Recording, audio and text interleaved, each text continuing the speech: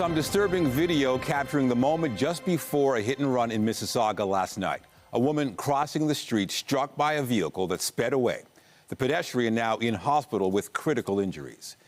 Good afternoon. Peel police are trying to find the driver that hit a pedestrian last night at Bristol Road and Loon Lake Avenue. The woman was taken to a trauma center. Neighbors left shaken today. CTV's Mike Walker is live at the scene with the latest. Mike. Well, Michelle, Nathan, the latest update from Peel Regional Police is that the pedestrian is still fighting for her life in a hospital as investigators continue to try and identify the vehicle and driver involved in this hit and run. And a warning, the video we are about to show you, some may find it disturbing. In this home security video shared with CTV News, you can see the woman crossing the intersection at Bristol Road and Loon Lake Avenue. At one point, she appears to be backing out of the way when she is struck by a vehicle that appears to be speeding. The force of the impact sent the woman flying several feet. Now, this happened shortly after midnight. Police tell us the pedestrian, who is in her 20s, was crossing the intersection on a green light, and the vehicle involved ran a red light when it struck her and then took off eastbound along Bristol Road. Now, we spoke with neighbors who immediately reviewed their surveillance footage after seeing first responders on scene. Here's more from them about what happened and the latest from police on the investigation. There was a person who was trying to cross the road, and unfortunately they got hit by a very speeding car. So, through a red light. It actually ran through a red light. After reviewing the footage from our security cameras, it seems that the victim was laying right here for about 20 minutes before the first responders showed up. It's horrible. He should have at least stopped, made sure that, he called the police. But what we do know, it's a dark-colored vehicle. It's going to have extensive damage to the front end. And we are appealing to the public, whether you have a neighbor that has a black car and suddenly it has some damage on the front end, or if you are a body shop that may encounter a vehicle similar to this, please reach out to our Major Collision Bureau investigators. Now, this morning we saw police canvassing the area, going door to door as they continue to appeal to anyone with information or dash cam video to come forward. Reporting live in Mississauga, I'm Mike Walker. Back to you. Thank you, Mike. A live look at the city this afternoon. Light snow reported this hour and frigid temperatures to go along with it. Keep that in mind if you plan to head out skating or run errands or whatever you have planned today. It is very cold once again. Lindsay Morrison is here with a look at the current conditions. What do we need to know? Well, Michelle, it's not quite as windy as it was yesterday, and it's expected to be not quite as cold this afternoon as it was yesterday either. However, we do have very cold weather in the long range. Right now, we're at -5 degrees, wind chill -11. Bundle up if you are heading out. Those winds, again, lighter than yesterday, but still coming from a westerly direction in most areas. On the satellite and radar, we've had some snow, some flurries once again around southern Ontario. Snow squall warnings remain in place for the areas that you see here in orange. And there's a winter weather travel advisory in effect for some areas too. Chance of flurries for us this afternoon. Daytime high -3. If we're lucky, we'll get a couple of sunny breaks, and we have maybe a little bit of measurable snow in the forecast here locally through the day tomorrow. We're going to talk about that and the rest of your 7-day forecast. That's coming up a little later on CTV News at noon. For now, Michelle, back to you. Thank you, Lindsay. The provincial government has its sights set on a new nuclear plant near Port Hope. Today, Energy Minister Stephen Lecce announced the first steps towards building a new plant that could be larger than any facility currently operating in Ontario. CTV's Raheem Ladani is live in Port Hope with more on the big announcement. Raheem. Nathan and Michelle, good afternoon. There are currently 4 nuclear power plants that are operational in Canada, 1 in New Brunswick, 3 in Ontario. Today, the province is laying the groundwork for a 4th here, just west of Port Hope. Now, this is an ambitious plan, which means there won't be any nuclear power generated for at least over a decade. This is the Wesleyville Power Generating Station. It was originally built in the 1970s as an oil power generating station, but it never got off the ground. The province has asked Ontario Power Generation to look into the feasibility of transforming this site so it can produce nuclear power energy. It's in partnership with the municipality of Port Hope and Williams Treaties First Nation. This is part of the province's vision for an affordable energy future. Early estimates suggest the new plant could power the equivalent of 10 million homes, which the province suggests would go a long way to meet the exponential increase in energy demand over the next 25 years.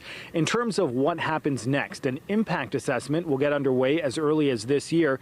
There would then need to be regulatory approvals from the federal government, and so this project is, of course, very much in its infancy. The province says it does not have a number for how much this project will cost, but Minister Stephen Lecce says there will be major benefits if it moves forward. Any potential project would power our economy as the Conference Board of Canada projects a new nuclear station in Port Hope would contribute $235 billion to Ontario's GDP over its lifespan. It would support 10,500 net new jobs across the province. Simply put, it's a generational opportunity for this province, for this community, and our entire country. We will have to understand the nature of what we have on the site, what we're trying to build, and the environmental impacts, and work through that. So that's a 3 to 5 year process to get through, and really that's our key piece that we got to get through prior to construction. The province is giving the municipality of Port Hope $1 million up front to help with consultations and processes moving forward. As for construction, the earliest it could begin is the early 2030s, but that date could very well be pushed back. Reporting live, I'm Raheem Ladani. Michelle, I'll send it back to you. Thank you, Raheem. The province's Financial Accountability Office is out with a report analyzing the cost of relocating 9 ServiceOntario locations to Staples stores. A year ago, the province announced an agreement to move 9 privately operated ServiceOntario centres into Staples locations as part of a 3-year pilot program. The new centres are open longer and offer more services. The FAO is estimating the total cost of relocating and running these locations will be $11.7 million over the duration of the agreement. The report says this is $800,000 more than keeping the status quo, but $1.2 million less than if the ServiceOntario centres were never moved but had extended hours and additional services.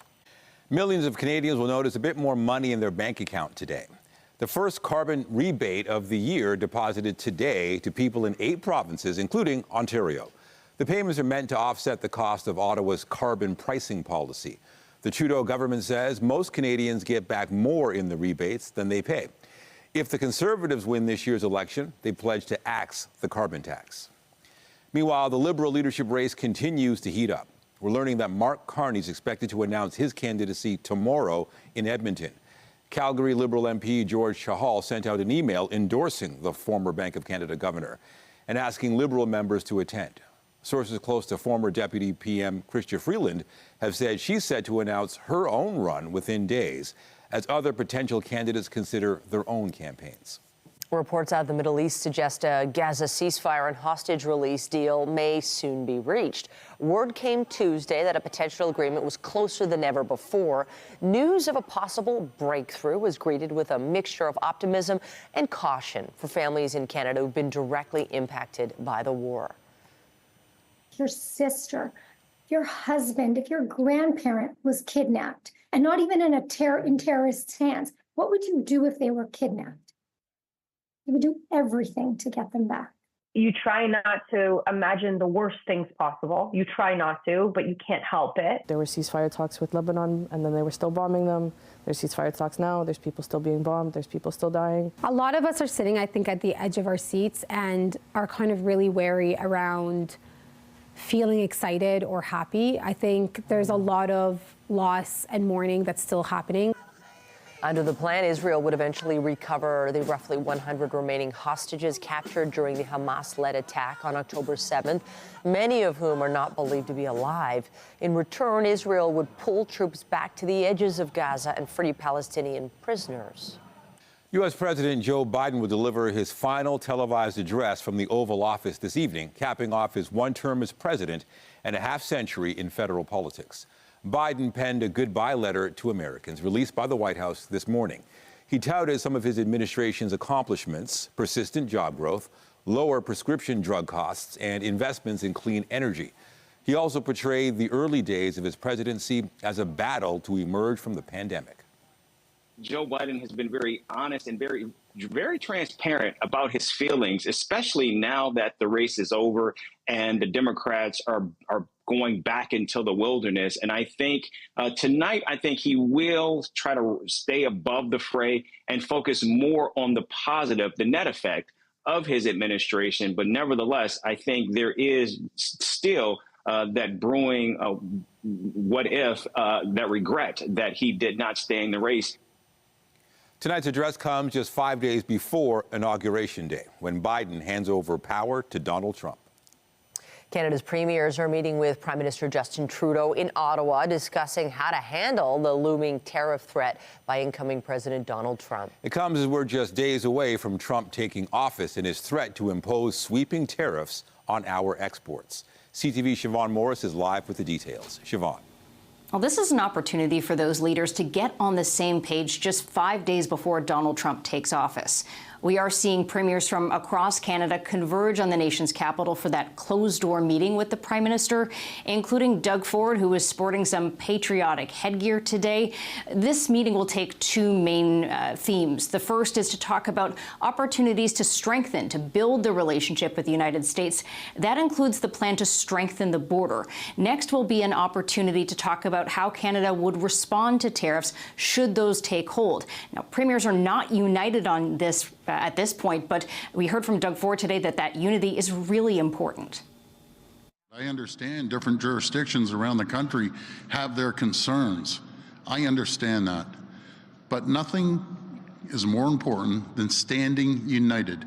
Nothing's more important than keeping every tool in our toolbox. Making sure that the interests and the concerns of all Canadians are fed into our national response, our national perspective, and the way Canadians, we've already seen, are ferocious about standing up for our interests, our sovereignty in a number of ways over the past while. They'll be looking to us. Now, that meeting is continuing behind closed doors. Reporters have been kicked out of the room, but we'll get a sense of what was said, if there is consensus, when premiers speak with reporters at around 3 o'clock. Reporting live from Queen's Park, I'm Siobhan Morris. Nathan, back to you. Thank you, Siobhan. And still ahead on CTV News at noon, we'll speak to the founder of the Ottawa-based company that created the Canada is Not for Sale hat Ford wore ahead of the meeting. That's coming up a little later in the newscast.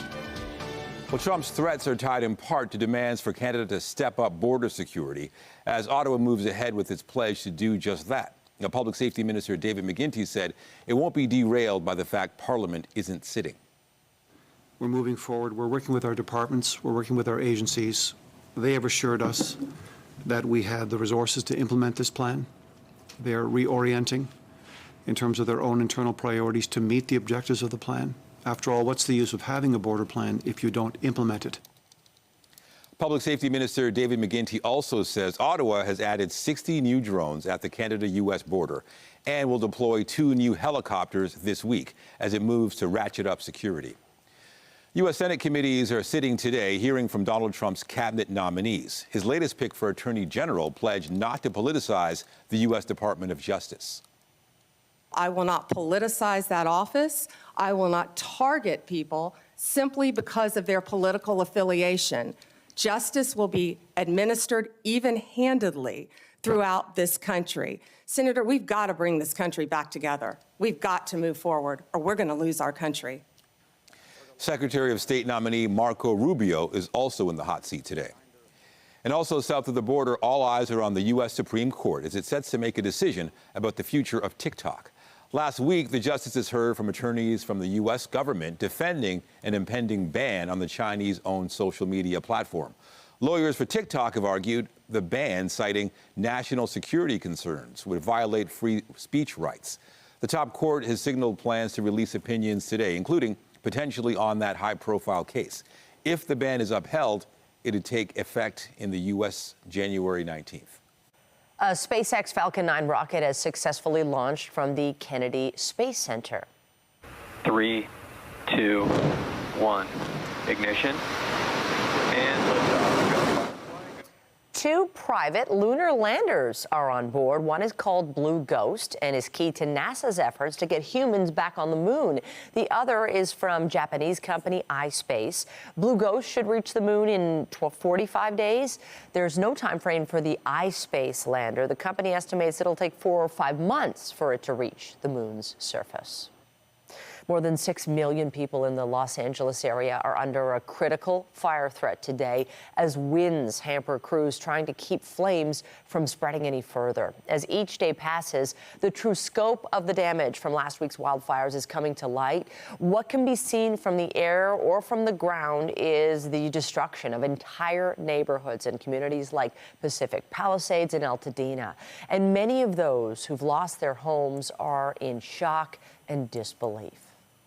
When you stare at your front door that's gone, and you have the few moments to contemplate, what does this really mean to my life? I mean, I still don't fully understand everything I have is gone. It's like, you know, you go on a trip, you know your stuff is not with you. It just feels like it's still there. That's how it still feels. And in some of the hardest hit areas, residents who lost their homes are handing out supplies to their neighbors who remain in their homes. Let's bring in CTV's Scott Hurst, who's been following the fires closely. Scott, what's the latest on the efforts to prevent further damage and the winds making for a really trying battle? Michelle, the dangerous fire conditions remain in place, and it is likely to stay that way through much of today, well into the afternoon and early evening, and that is in the Pacific time zone. And that is when crews are expecting winds to hopefully die down significantly leading into Thursday and Friday. And that is when they're hoping crews can really gain some ground on these fires that have been so destructive and so deadly. But we can report, as we heard from officials just a short time ago, saying there has been little to no growth on both of these significant fires that have caused so much devastation and damage. And those are the Palisades fire, now about 20% contained, and the Eden fire, now close to 50% contained, about 45% containment. So crews have been able to strengthen the perimeter and put out hot spots as we've seen these winds materialize but not get to the peak gusts that were forecast. But the officials are quick to point out the danger has not yet passed and that things can change at a moment's notice. Here's more from Los Angeles County Fire Chief Anthony Maroney and what they've been seeing over the last 24 hours. Critical fire weather conditions will continue through this evening. The anticipated 70-mile-an-hour winds have yet to materialize. However, this could change, and we are still at risk. So, Michelle, that is the latest update on the fire in terms of how it's affecting local residents. There are still more than 88,000 residents who have been forced from their homes under mandatory evacuation orders. Closer to 90,000 remain in warning zones. These are tens of thousands of people who need to be ready to go at a moment's notice if these winds pick up, if these winds shift. And so there are still a lot of people affected by these fires. And in the meantime, in terms of an estimate on how destructive and damaging these fires have been, the Eaton and Palisades fire are now the most destructive and second most destructive fires in Southern California history. And of course, they are still far from being contained, Michelle. Not surprising when you look at all these images, Scott. Another layer to all of this. It would seem these fires have become political. Can you tell us more about that? Michelle, yeah, you're right. This has added a whole other layer to this since these fires sparked. There about early last week, there has been political mudslinging, not just on social media, but between politicians, mostly Republican politicians in Washington, D.C., and Democratic politicians in the state of California, notably Democratic Governor Gavin Newsom and Los Angeles Mayor Karen Bass. Early on in these firefights, there was a lot of criticism thrown at Democratic Governor Gavin Newsom and LA Mayor Karen Bass for what many Republicans are calling mismanaging of funds and water resources leading up to the fires. And now we've heard from other Republican lawmakers, notably Republican House Speaker Mike Johnson, speaking in Washington, D.C., saying his belief is that there might have to be conditions put on aid, federal aid that is sent to California. We've heard that from other Republican lawmakers in the nation's capital as well. However, they have been short on specifics. But as you mentioned, the political element as the fires continue to burn adds a whole other layer to everything that's going on in Los Angeles. CTV Scott Hurst live for us in the CTV National Newsroom. Thank you. Thanks, Michelle. Lindsay. Well, we are now heading into, statistically, what is traditionally the coldest point in the season here in southern Ontario, that final stretch of January, and with a couple of exceptions, that does look to be the case this year. I want to talk about tonight's forecast lows. Even though today, daytime is a little bit warmer than yesterday, overnight it still feels very cold, so make sure you're bundling up. It's going to be mild for the start of the weekend, but it's going to end on a very cold note. Our coldest air of the season so far moves in for Sunday and the beginning of next week. We'll talk numbers after this break. You're watching CTV News at noon, and we'll be right back.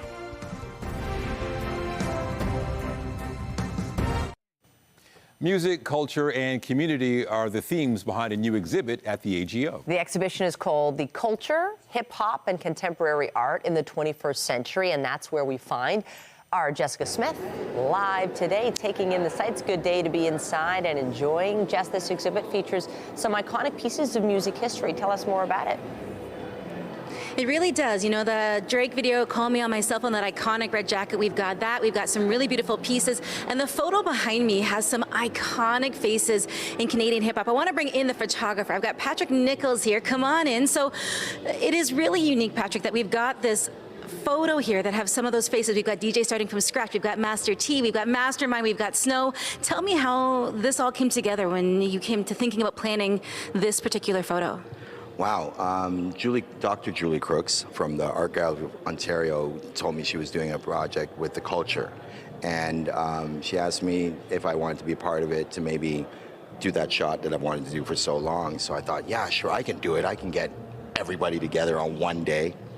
Impossible task, but we managed to get quite a few people out, and it has a good representation of, like, from the beginning of Toronto hip hop, like the history of it, from Missy Me to DJ Tony D and JC from the Sunshine Sound Crew, and then you have Snow in here as well, and Missy Me, as I said before. Did I say Missy Me? Yeah. I mean, okay. I feel like we've been talking about this a little bit before we came into the interview here about how iconic some of these faces are, not only to Canadian hip hop, but just to the makeup of the city of Toronto and of Canada. What was so important to you when it came to including so many of these really notable faces, and not only for their place in music history, but their place in Canadian history? Right. Well, it was actually like originally started out as like my personal journey in music and photography, because I wanted to be a DJ and a producer, and then you know, things changed and I bought a camera and I just started taking pictures from back in the day. But most of these people here I know directly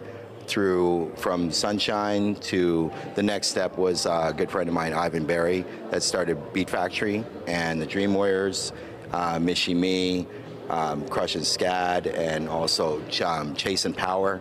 Another two people there, and you know, so starting from scratch, and everybody in here, they're all connected. And Toronto, the beauty of Toronto is the diversity of Toronto and the influences that we have that I don't think anywhere else has. We are unique in that sense. I know this is the last stop for the culture. It's a touring exhibit. What does it mean to you to be a part of this? Because I know, you know, looking at this photo, I have memories from my life of where music kind of played a different role for me. But what is it like being a part of this exhibit, knowing that this is the final stop for it? Oh, I'm absolutely humbled to be a part of this. I mean, it's long overdue, and I think that hip hop is not just pop; it's art. Right, so I've always thought it was art, and so now it's being recognized in an institution like the Art Gallery of Ontario, and I think it's amazing.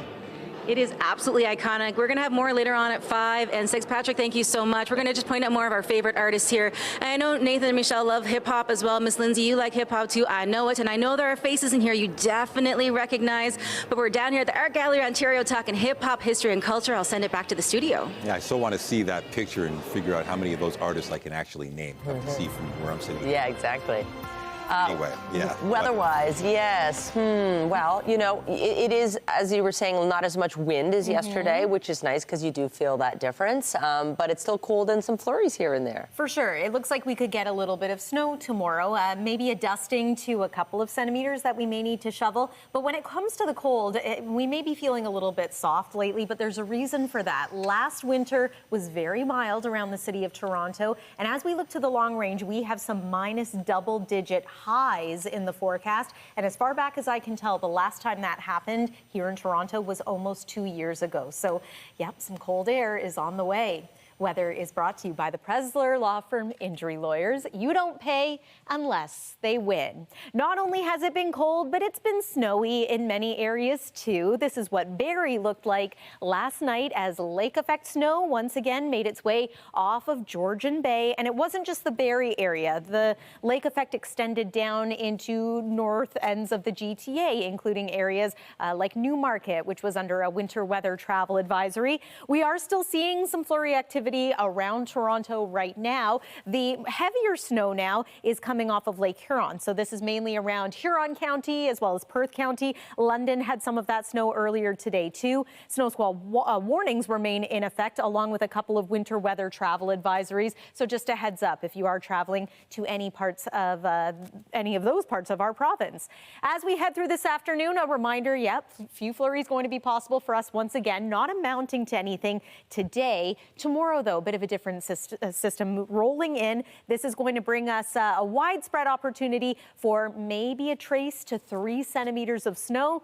That is all going to push out, but could impact our Thursday evening commute. So again, a little heads up on that one. Friday looks like a drier day until we reach the nighttime hours, and overnight into Saturday, it's possible we could get into some mixing. More on that soon. Here's a look at those snowfall numbers that are expected by late day Thursday. So again, this is a tomorrow weather story. Beyond that, we are looking at mild conditions for the start of your weekend and very cold conditions for the end of the weekend. Right now it is minus 18 degrees in Thunder Bay. It's minus 12 in Timmins and minus 5 here in Toronto. So again, already warmer than we got at any point in the day yesterday. Our forecast high is minus 3. Normal daytime high this time of year is minus 2. So we're not too far off the mark. Overnight tonight, once again, dropping to a low near minus 9, wind chill minus 17, and tomorrow's daytime highs are expected to remain, in most cases, below seasonal. Wind chill factor still making it feel like the minus double digits, but I just have to say, if you think it's cold this week, just wait until you see what's in store for the long range. First, Friday, up around 0. Overnight, we remain around that freezing mark, so that's where mixed precipitation could happen into Saturday morning. Then the temperature falls from 1 degree to minus 10 overnight. Watch for some freezing as a result of this, icy, slippery conditions. And then there's next week, daytime highs around minus 10 and minus 13 degrees for next Monday and Tuesday. It's going to be our coldest day of the season so far. That's your look at the weather for now. Nathan, over to you. We have breaking news this noon hour. There are reports this hour that Israel and Hamas have agreed to a ceasefire deal. This according to mediators involved in the talks.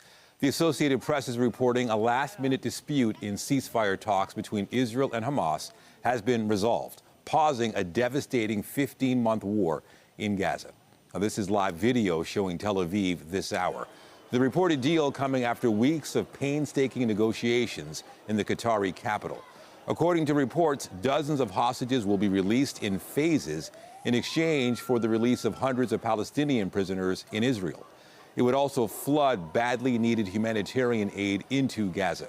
U.S. President-elect Trump has also posted on social media that a deal has been reached. We're expecting to hear more from Qatari officials this hour, and we'll bring you any details as they come in. We got more news after the break. Stay with us. A nasty stomach flu is sweeping through a Canadian university campus, leaving hundreds of students sick. Here's CTV's Heather Wright on the symptoms to look out for and how to protect yourself. It's called winter vomiting disease for a reason.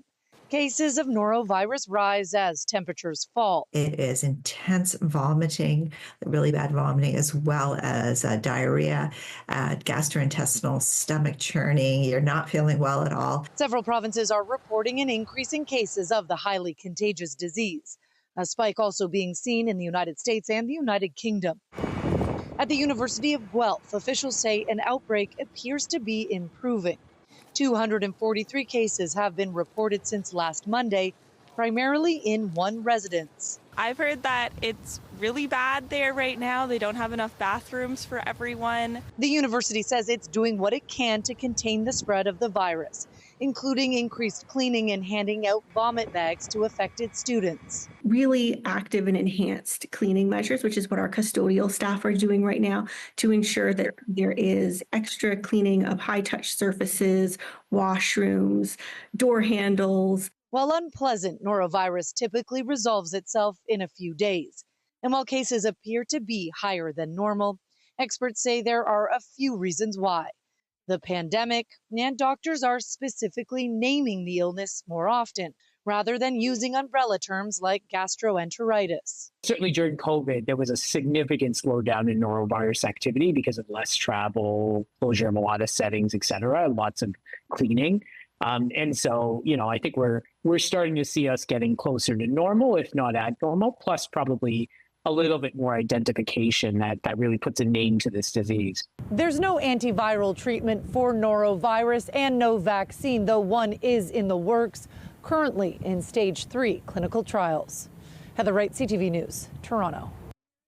More than 24 internationally trained family doctors are now treating patients in Ontario as part of an expedited licensing program. Despite slower initial uptake, the Practice Ready Ontario program is aiming to bring 100 foreign-trained doctors to northern and rural areas by the end of the year. The government says the initial target of licensing 50 such doctors by the end of 2024 was not met, but that has now been rolled into the new target. And Ontario's health minister says the province will now publicly fund a new treatment for advanced stage prostate cancer. Health Canada approved Pluvicto in August 2022, but patients have been waiting since that time for provincial health plans to announce coverage. Ontario says it's working with hospitals to implement Pluvicto as a standard treatment for patients with advanced stage prostate cancer, and it's expected to be available to eligible patients in the next few months. New research suggests healthy eating is on the decline, but so is satisfaction with current eating habits. In the United States in particular, the percentage of people who felt they ate mostly healthy foods dropped from 83% in 2022 to 71% in 2023. Eating food you consider healthy and satisfying is connected to feeling good about life in general. Experts also say feeling satisfied after a meal leads to less mindless snacking. Meanwhile, the U.S. Food and Drug Administration announced today it's banning the use of red dye number 3 in food and ingested drugs. The step comes more than 30 years after scientists discovered links to cancer in animals. That particular dye is often what's used to give food and drinks a bright cherry red color. Manufacturers have until early 2027 to remove the dye from their food products.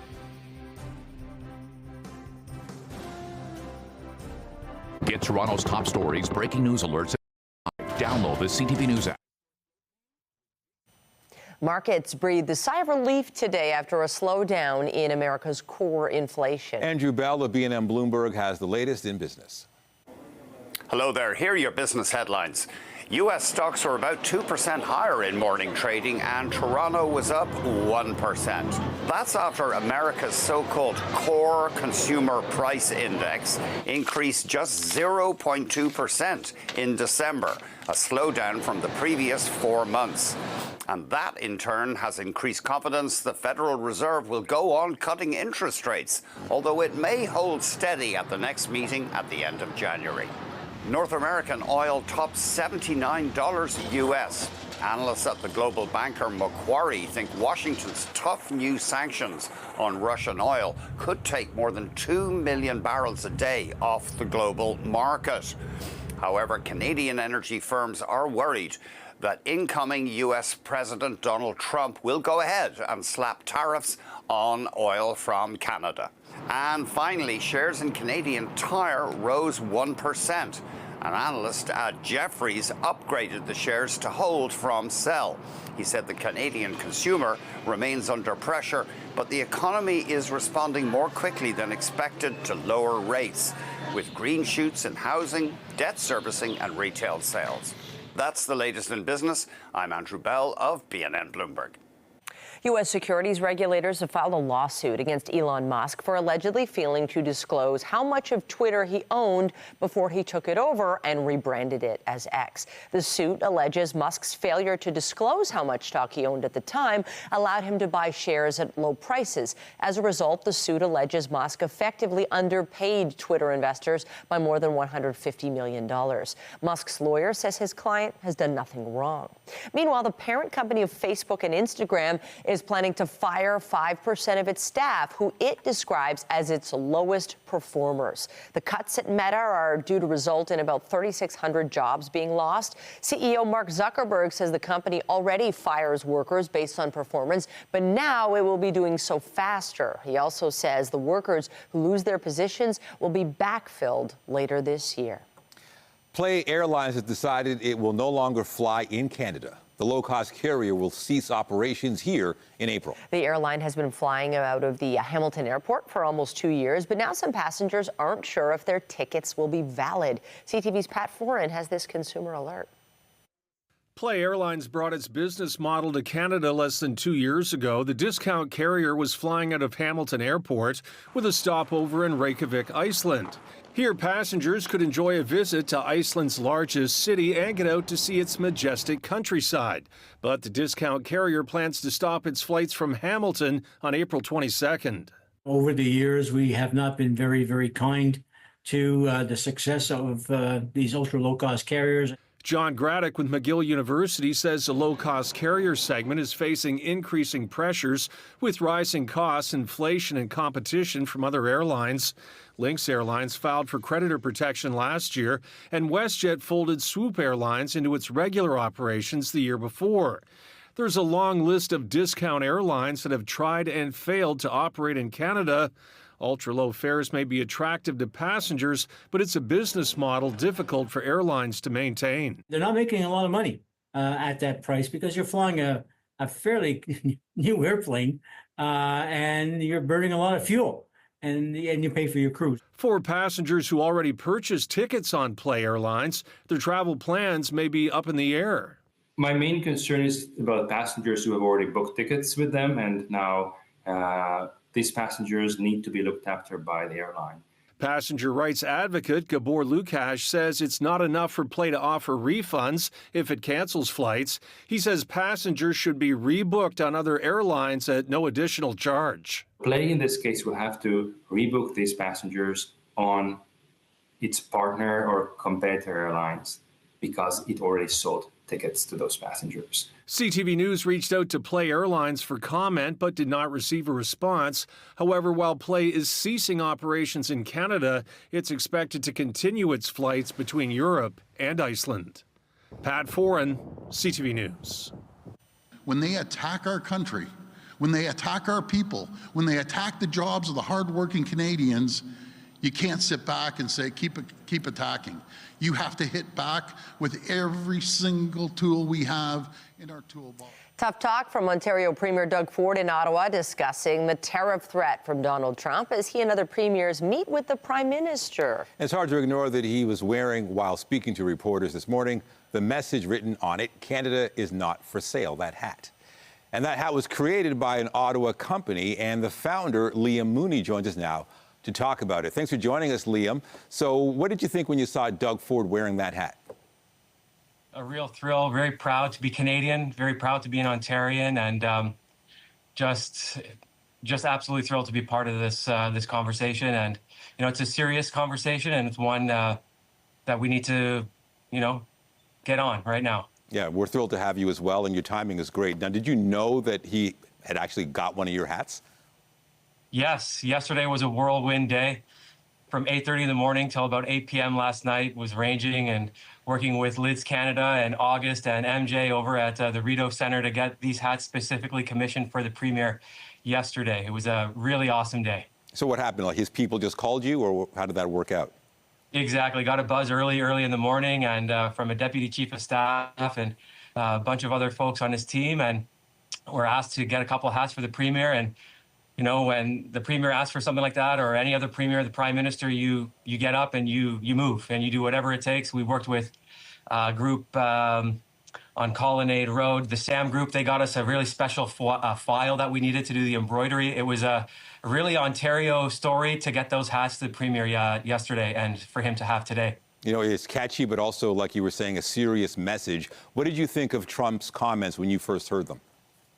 Ridiculous. You know, we're proud to be Canadian and we're not for sale. So, you know, when he was on Fox, when Premier Ford was on Fox last week, we heard the way that Jesse Waters was talking about Canada, this idea that, it would be a privilege to be an American. Well, I've got news for those folks. It's a privilege to be Canadian, and it's an amazing privilege. And so we just sprung into action. And so from concept onto the premiere in 1 week. It was pretty awesome. Yeah, and what's the response been from the public? Totally overwhelming, very positive. People from across the political aisle, people across the country, internationally. It's been a lot of fun. Now, you used to be a political staffer. What did you do, and how did you get into this business? I was a fundraiser for a federal party here in Canada, and you know, I started a design strategy and brand innovation firm about 12 years ago, and you know, I've been working with clients from all industries and all sectors, and on a number of files, we design lands and parks, we design digital transformations for think tanks, we design brands and interiors for entrepreneurs opening cafes. It's a very diversified business, and it's like potpourri. I never know what's going to happen every day. A new creative or business challenge comes our way. Yeah, you never know. So what's the most popular item that you've been selling? You know, the Canada is not for sale hat is taking off this morning, obviously. The strong and free hat is taking off. We have options in French as well. We have some toques that are available. So it's wintertime. People love those. And so everything is flying off the shelf right now. It's been a really awesome morning. Yeah, I can see why. Congrats. Best of luck. All right, take care. Thank you kindly. Liam Mooney, founder of Jack Pine Dynamic Branding. Have a great one. Thank you. Sorry to cut you off there. Now to sports. The Leafs were hosting the Stars last night and looking to get back on track after dropping back-to-back games. And now Marner keeps it alive at the line. In comes Marner, drops it up to Matthews, shoots, scores! Austin Matthews fires it home, and the Leafs have grabbed a 1-0 lead. Certainly a good start. Austin Matthews scoring just over 4 minutes into the game, but that was it for the Leafs offense. The Stars went ahead in the second, adding 2 more goals in the third. Dallas wins 4-1 as the Leafs drop their third straight. All right, got more breaking news this hour. There are reports that Israel and Hamas have agreed to a ceasefire deal. Now, this is according to mediators involved in the talks. The Associated Press is reporting a last-minute dispute in ceasefire talks between Israel and Hamas has been resolved, pausing a devastating 15-month war in Gaza. Now, we're going to show you live video in Qatar as we're waiting for a conference to begin. The reported deal coming after weeks of painstaking negotiations in the Qatari capital. According to reports, dozens of hostages will be released in phases in exchange of the release of hundreds of Palestinian prisoners in Israel.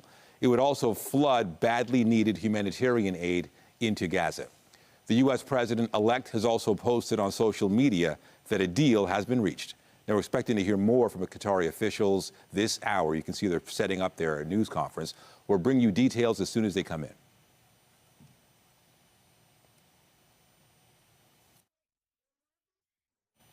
They're not expected to hit the court for over a year, but excitement is building for Canada's first WNBA team. Merchandise for the Toronto Temple is now on sale. Fans already gearing up to support the team. CTV's Andrea Case has the details. Get ready to represent your team. The WNBA Toronto Tempo swag featuring the letter T with 6 lines representing 5 players on the court, the 6th being the fan, and of course 6 lines also represent the 6. Don't call the team colors burgundy and gray. Officially, they're Bordeaux and hydrogen blue. Okay, so is this all you'll be wearing now for like the next 100%. This is my entire wardrobe. I can't wait to sport Toronto Tempo from head to toe every single day of my life. The Toronto Tempo won't tip off until May of 2026, but there's a lot to do between now and then, including picking a team in the draft this November. Until then, you can represent the Tempo with a hat, a t-shirt, a hoodie, and so much more. We have Give and Grow planters that you can have for your house. We have keychains. We have flags. We have anything you can imagine. We have leathered goods. It's just a whole gamut. We have plush pillows. We have youth. Like, everything's online.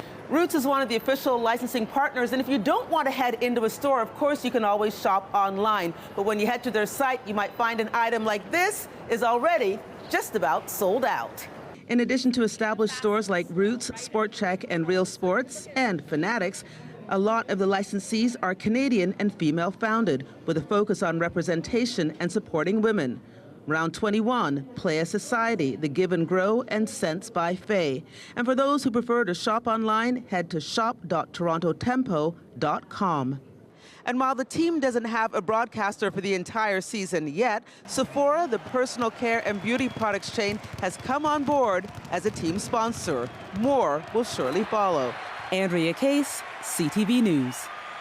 Good. It's such an exciting time for women's sports. Yes. And if you like snow and all things wintry, I mean, this is an exciting time, too. Yeah, you'll probably like the next couple of days. Tomorrow for the snow that's in the forecast, and beyond that for some very wintry temperatures. But let's talk about right now. It is now -5 degrees at Pearson Airport, -3 at the island, so a little bit warmer already than it was yesterday. Waking up tomorrow morning, it'll be chilly once again. Plan on a cold temperature and a wind chill making it feel like -17. Afternoon high is about -4 degrees. We're anticipating a couple of centimeters of snow for tomorrow, just enough of a dusting that you might need to do some shoveling.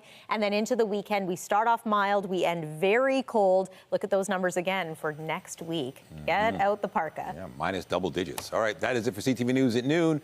Remember, you can get Toronto's breaking news all day long on CP24 and at ctvnewstoronto.ca. For Lindsay Morrison and all of us here, have a pleasant afternoon. I'm Michelle Dubé. And I'm Nathan Downer. Be sure to join us later for CTV News at 5 and 6. Have a great afternoon.